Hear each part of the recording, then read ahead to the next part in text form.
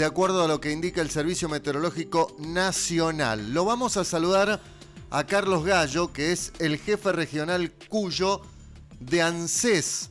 Hay tantas cosas para preguntarle, como por ejemplo, para iniciar esta charla, ¿quiénes son los que hoy van a cobrar? ANSES todos los días manda a través de un correo electrónico la información de las personas que tienen que cobrar día a día y qué es lo que tienen que cobrar. Carlos, el gusto de saludarlo como siempre. Hugo Lombardi, desde antes de ver el sol en Ciudad FM. Buen día.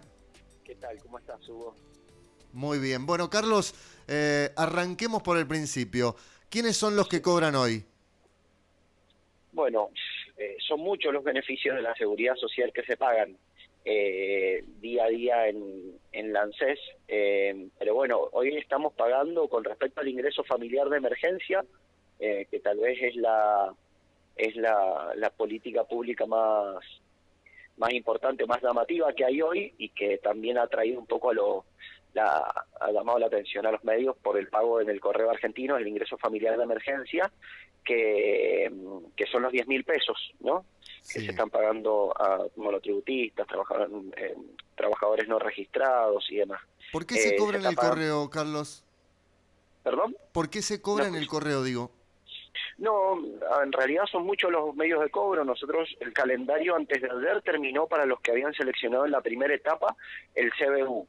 Después tuvimos una segunda, vamos a empezar y me voy a ordenar yo primero. Tuvimos primero una etapa que fue el pago de la asignación universal por hijo, el ingreso familiar de emergencia, para las madres que cobran la asignación universal por hijo y asignación por embarazo, que se les pagó automáticamente en su cuenta bancaria. Es la cuenta bancaria de la Seguridad Social que le crea el ANSES. Después tuvimos una segunda etapa, que son los que seleccionaron el medio de cobro, que ha sido CBU solamente, en el día 11 y el 15 de abril. Eso ya terminamos antes de ayer de realizar el pago, y ayer comenzamos con los que seleccionaron el medio de cobro entre el 16 y el 20 de abril, que ahí ya no era solo CBU, sino también cuentas bancarias, bueno, el CBU, como te decía, después el VAPRO, que es Banco Provincia de Buenos Aires, punto efectivo de cajeros Link y cuenta DNI de Banelco. Y por último, el que estábamos hablando recién, es el correo argentino. Sí. Esas fueron las 5 opciones que se eligieron. El pago se viene realizando normalmente. Por ahí el correo argentino era lo que requería mayor logística. En esto nosotros hemos coordinado particularmente en lo que me ocupa a mí, que es la región Cuyo. Hemos coordinado con los gobiernos provinciales, con los ministerios de seguridad de sus gobiernos y con los intendentes y su cuerpo de preventores, para mantener un orden en la fila, los distanciamientos, porque naturalmente una persona que eligió el cajero Link puede ir en cualquier horario y es un trámite bastante más rápido. El del correo argentino tiene un horario de atención. La entrega del dinero es presencial, es por parte de una persona, así que bueno, eso requería cierto orden para evitar mayores problemas. Afortunadamente ha venido funcionando correctamente, al menos en nuestra región ayer, y en lo que va, en los pocos minutos que van desde la apertura de los correos del día de hoy. ¿No se han provocado esas aglomeraciones como ocurrió aquella vez con jubilados y pensionados? No, naturalmente, como te decía, fue parte también de un plan, ¿no? Fue ordenado, el correo argentino tomó la definición en coordinación con la ANSES en lugar de realizar una pago por terminación del DNI, un día por cada terminación de DNI, o sea, DNI terminado en 0 un día, DNI terminado en 1 otro día, como funciona con los otros métodos de cobro. En coordinación con el correo argentino definimos que iban a ser 2 días por cada terminación del DNI. Esto significa que ayer pagamos el DNI terminado en 0, pero los apellidos terminados desde la A a la M, y hoy se están pagando DNI terminado en 0 desde terminación desde letra L hasta la letra Z. Es decir, que se divide por Entonces, DNI y por apellido. Exactamente, se definió ese orden para estimar un promedio no mayor a 250 personas por día, que insisto, afortunadamente los resultados son buenos. Recién, por poner un ejemplo, estábamos viendo acá en la sucursal principal del correo, en la calle de San Martín y Colón, y no había, o sea, con el distanciamiento de 1,5 metros, 2 metros entre personas, había 1,25 cuadras aproximadamente. Esto incluso en una hora lo se descomprime y ya directamente no hay fila. Así que afortunadamente y gracias al acompañamiento del gobierno provincial y de los gobiernos municipales se viene desarrollando normalmente. Carlos, algunos ciudadanos que se han inscrito en este IFE dicen de que nunca les llegó la confirmación si estaban habilitados o no para cobrar, y en otros casos que sí recibieron esa confirmación no lo han podido cobrar. ¿Esto es así? La verdad es que, como te decía, nosotros antes de ayer terminamos la primera etapa, o la segunda etapa. La primera fue asignación universal por hijo, no hubo ningún problema porque, insisto, les correspondió a todas las madres que cobran la asignación universal por hijo y por embarazo, y se les liquidó en su cuenta, que ya se la hemos habilitado nosotros, así que ahí no hubo ningún tipo de problema. Después tuvimos la segunda etapa, que fue el pago en el CBU, que no hemos tenido reporte de problemas. Y ahora estamos pagando en el correo, no hay mayores reclamos. Había un problema que era importante, incluso acabo de hablar por poner un ejemplo, había un problema teníamos un reclamo, una persona que había vivido en Buenos Aires y vive hace un tiempo en Mendoza y nunca había hecho el cambio de domicilio. Le correspondía el cobro en un correo en provincia de Buenos Aires, pero coordinamos con el correo y se le habilitó el pago acá en la provincia de Mendoza. El resto pueden ser algunos casos particulares, pero nosotros no tenemos generalidades de reclamo. Es decir, que todos los que se inscribieron y fueron aprobados van a cobrar esto, no van a tener inconvenientes. No, por supuesto, y a quienes les ha salido denegado, estamos ahora sí también en calendario y pleno proceso de revisión de esos casos. En muchas situaciones que no les corresponde, naturalmente, personas que tienen trabajo registrado y se han inscrito, o personas que cobran una jubilación y se han inscrito y no les corresponde porque son las excepciones para el pago. Pero hay otros casos que yo utilizo un ejemplo para generalizar, que es el caso de una mujer que les ha salido negado porque dice que su marido tiene trabajo registrado, pero esa mujer nos dice, pero yo me divorcié hace muchos años. Esa acta de divorcio no la llevó nunca al ANSES, por lo tanto para el ANSES esa mujer sigue estando casada. Claro. Como estos casos fueron casos generalizados, o sea, fueron muchos casos, se tomó la determinación de ANSES de abrir la oficina virtual que está habilitada actualmente, por la cual los beneficiarios y las beneficiarias están actualizando sus datos para que el sistema haga la revisión y determine definitivamente si le corresponde. Para utilizar el mismo caso que te acabo de decir, si ya se carga el acta de divorcio, ya no va a revisar los datos de su marido, porque es su ex marido, pero sí, además, tiene que cumplir con el resto de los requisitos, ¿no? Que ella no cobre algún otro beneficio, que no tenga, el filtro después socioeconómico y patrimonial, que es el que realiza la FIP con respecto a bienes inmuebles, bienes automotores, gastos con tarjeta de crédito y demás. Mientras cumpla con el resto de los requisitos, el sistema va a hacer una revisión y en el caso de que le corresponda le va a permitir seleccionar el medio de cobro. Con respecto a este proceso que te decía de actualización de datos, ese proceso lo estamos atravesando, digamos, en este momento. ¿Cuántos mendocinos han podido acceder a este ingreso? Ya han accedido en estas etapas que yo te he comentado, falta los que se les va a rever la situación.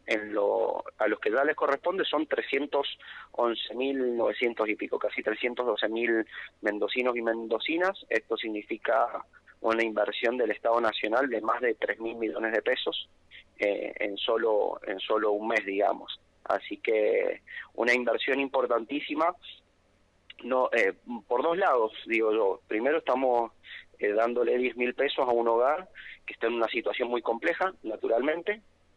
Esa es la función de la seguridad social, atender a estos casos de contingencias, pero por otro lado, para la provincia son 3.000 millones de pesos que naturalmente se vuelcan al consumo, que es algo que, la economía está estancada en Argentina y en la provincia de Mendoza, en Argentina y en el resto del mundo por esta pandemia. Así que la verdad que es una inyección económica también muy importante, que se vuelca naturalmente. Nadie va a ahorrar con este dinero, nadie lo va a meter en la bicicleta financiera, sino que naturalmente se vuelca al consumo y principalmente de los pequeños comercios. Mayo también lo van a cobrar, anunció el gobierno.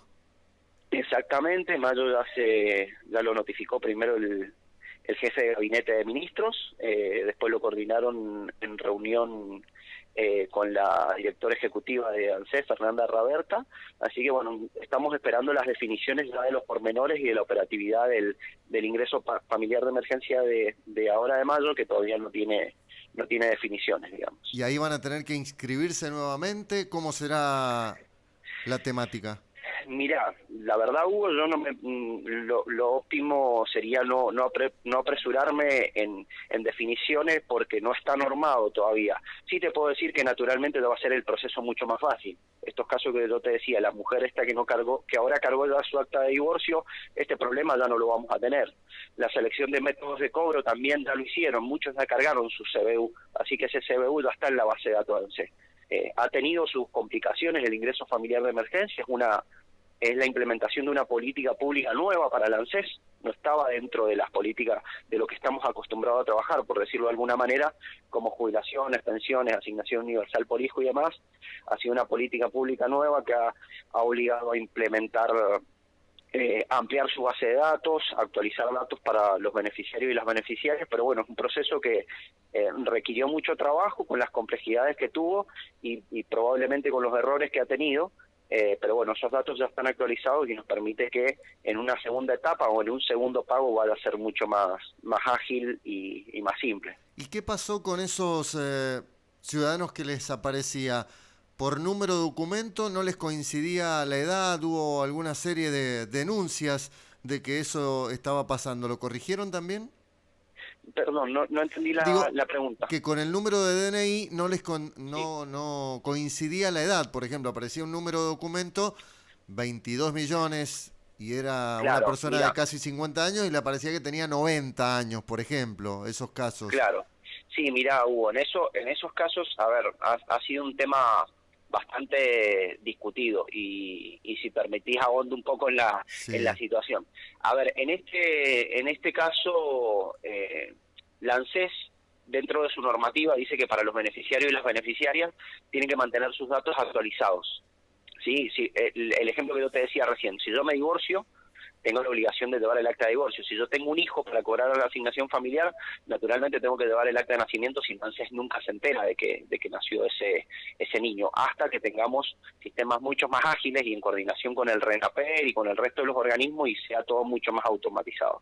En esos casos han sido personas que directamente se acreditaron en ANSES, que vos me decías. En general, ¿qué les figuraba? 119 años. Esa es la generalidad de los datos que nos reportaban. ¿Por qué les figuraba 119 años? Porque ANSES no tenía datos, entonces completaba la fecha de nacimiento. Digo, estos son cuestiones de base de datos y de sistema. Figuraba el 1 de enero de 1901.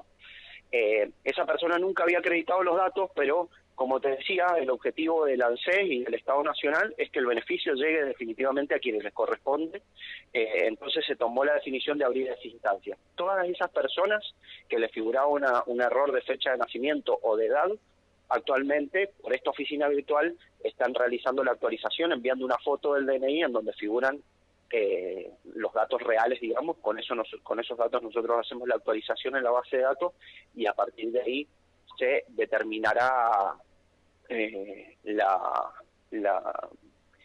percepción del beneficio. Bueno, ayer el titular del INB en Cuyo, estamos hablando de Martín Hinojosa, publicó a través de su cuenta de Twitter que el sector vitivinícola ha sido incluido en el programa de asistencia de emergencia. ¿Esto de qué se trata? Sí, es el programa que ha definido el gobierno nacional para el pago complementario de los sueldos.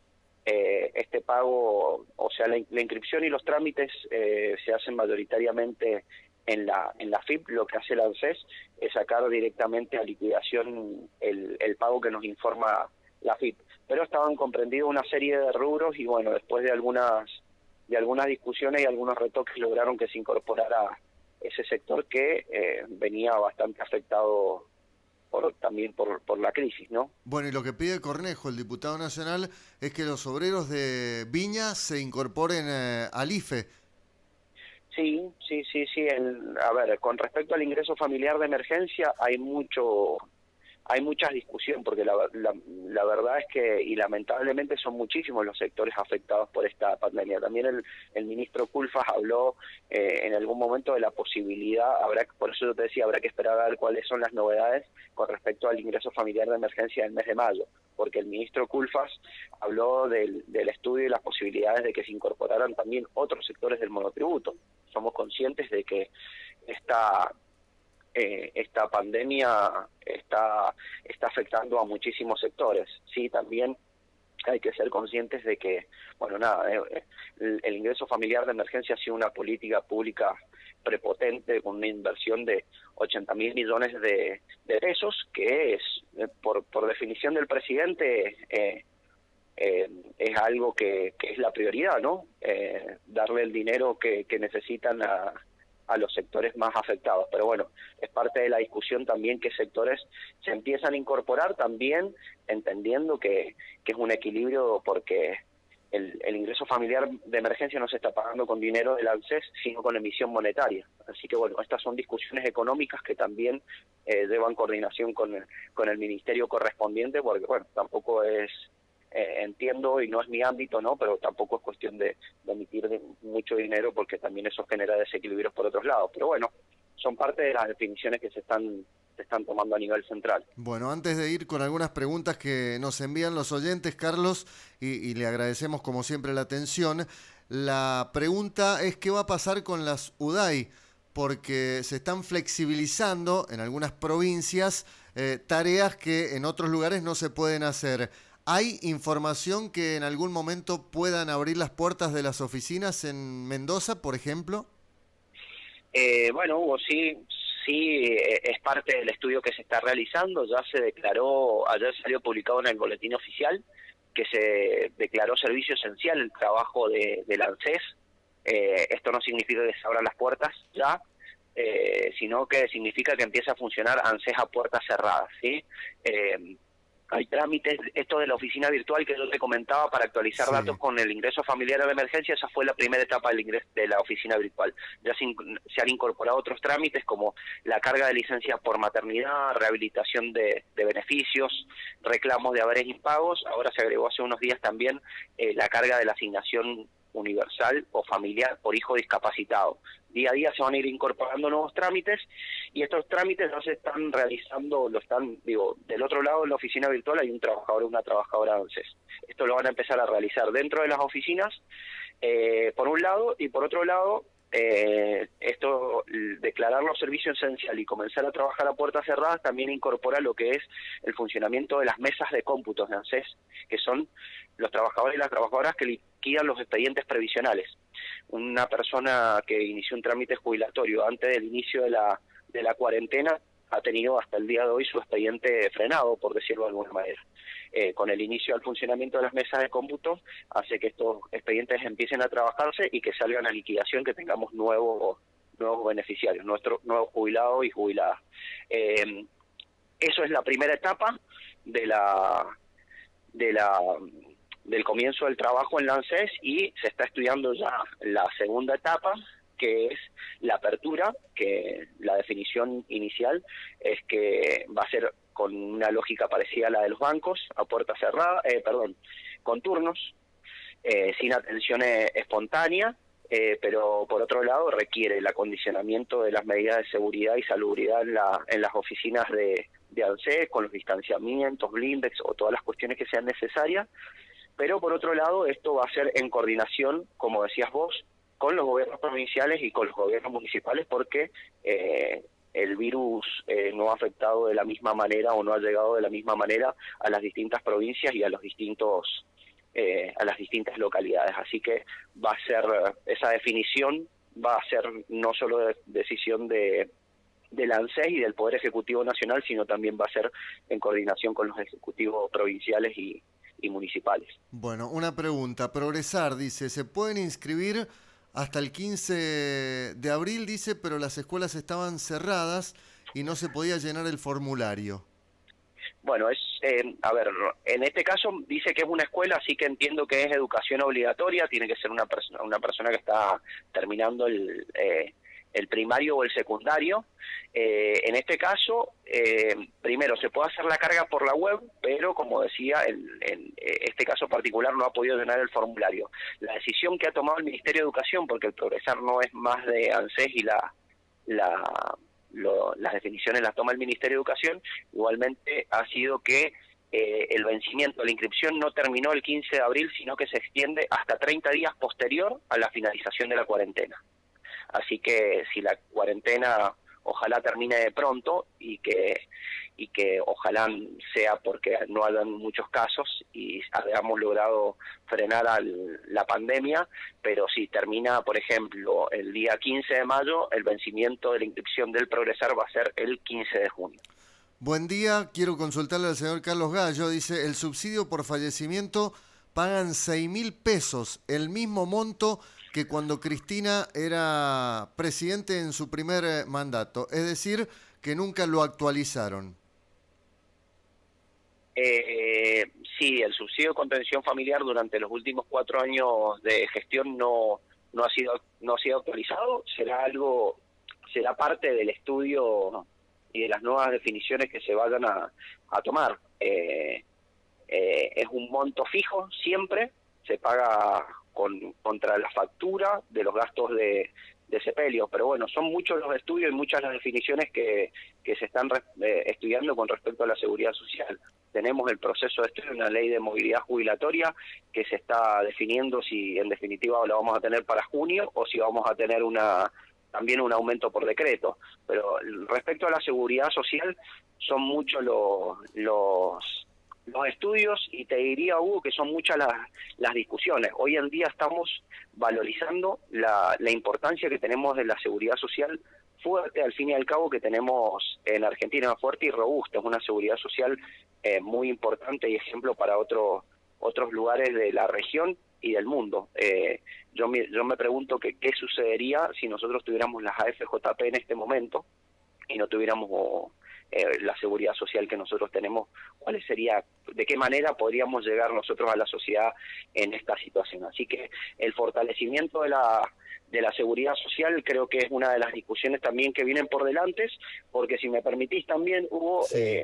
el financiamiento del ANSES se realiza desde 2 lugares: aportes y contribuciones de los trabajadores, que ha venido cayendo el trabajo registrado y los aportes y el financiamiento de la ANSES ha venido cayendo en los últimos 4 años y ahora vivimos una situación crítica y muy importante. Y por otro lado, ese es el 50% del financiamiento de la ANSES. El otro 50% es parte de recursos tributarios, como por ejemplo el IVA, que dependen naturalmente del consumo.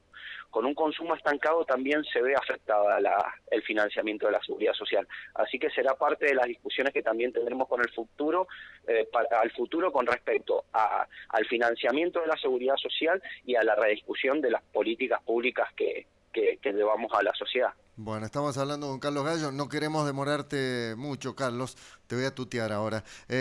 Simplemente 2 preguntas más. Una dice, a mi señora le vino en el bono los 3.000 pesos, pero no estaba depositado. Y en el banco le dijeron que consultara en ANSES y no hay nadie a quien consultarle, porque nadie nos atiende. Mira, Hugo, en este caso, si incluso me lo quieren enviar por WhatsApp o de alguna manera, si tienen el número de teléfono o el DNI, la realidad es que no hemos tenido absolutamente ningún reclamo al respecto. El bono de los 3.000 pesos, en este caso, tiene que ser una jubilada o una pensionada. Se le deposita el monto que figura por bono de sueldo, un monto que automáticamente se deposita. Hay que ver si el banco, ¿qué sucede en muchos casos?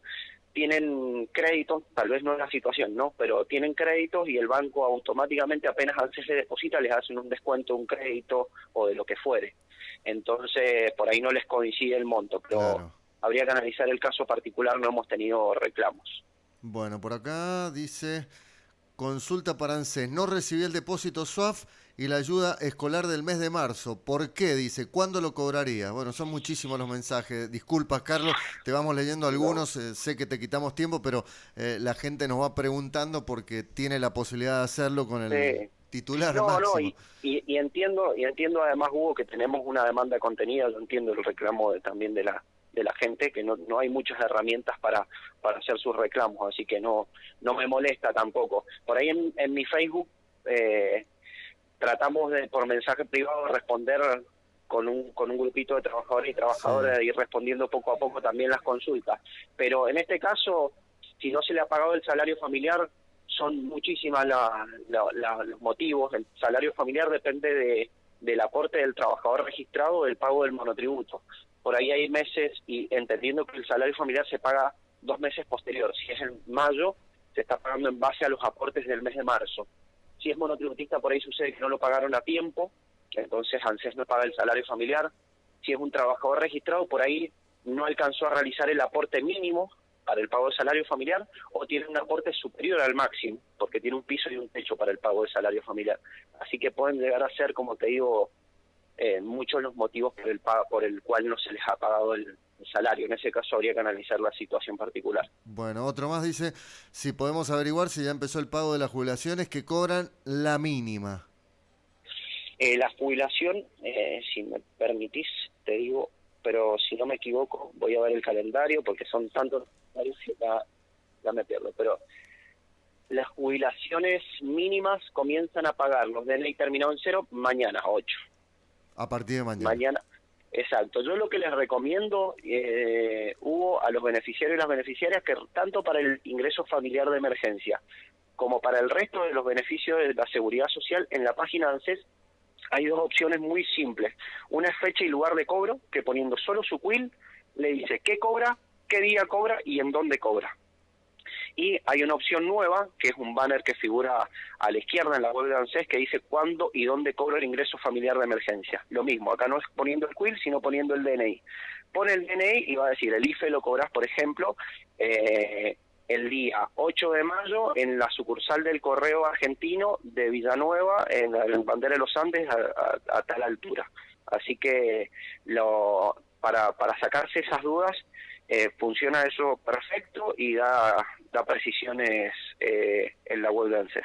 Bueno, Carlos, ¿nos autorizás a dar tu número de teléfono o el Facebook? Porque ahí me han mandado el bono de cobro de esta persona de los 3.000 pesos y se van a contactar seguramente con vos para tratar de ver Mirá, cuál ha sido el problema. ¿Cómo deben hacer? A ver, si me para quieren, ordenarnos.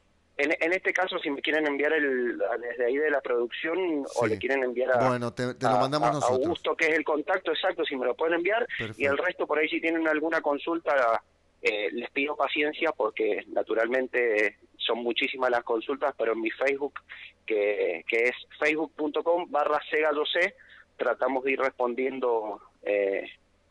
Trabajamos todo el día para tratar de ir respondiendo, pero bueno, por ahí tenemos naturalmente alguna demora por la cantidad de consultas, pero si me quieren enviar mensajes, haremos lo posible para ir respondiendo eso también. Bueno, en este momento te acabo de mandar el bono de sueldo de esta persona de la cual te hacía mención. Y lo último, en San Martín ya se nombró un nuevo responsable de la oficina de ANSES. Ya tienen Sí, un nuevo sí, responsable. en San Martín fue designado, afortunadamente, Sebastián Facelo, que va a ser el jefe de esa UDAI. Nosotros estábamos esperando, la verdad es que para también el comienzo, no solo del trabajo virtual que se empieza a realizar dentro de las oficinas, o el de la oficina virtual, que se va a trabajar por dentro de las oficinas de ANSES, sino también para la reapertura de las UDAI y de las oficinas, que sabemos que va a ser un trabajo bastante complejo.